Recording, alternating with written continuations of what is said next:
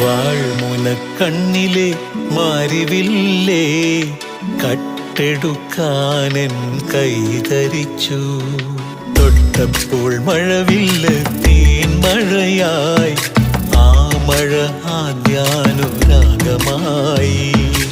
ഇതുവരെ അറിയാത്ത നൊമ്പരമെൻ ആത്മാവിൽ ഞാൻ അറിഞ്ഞു.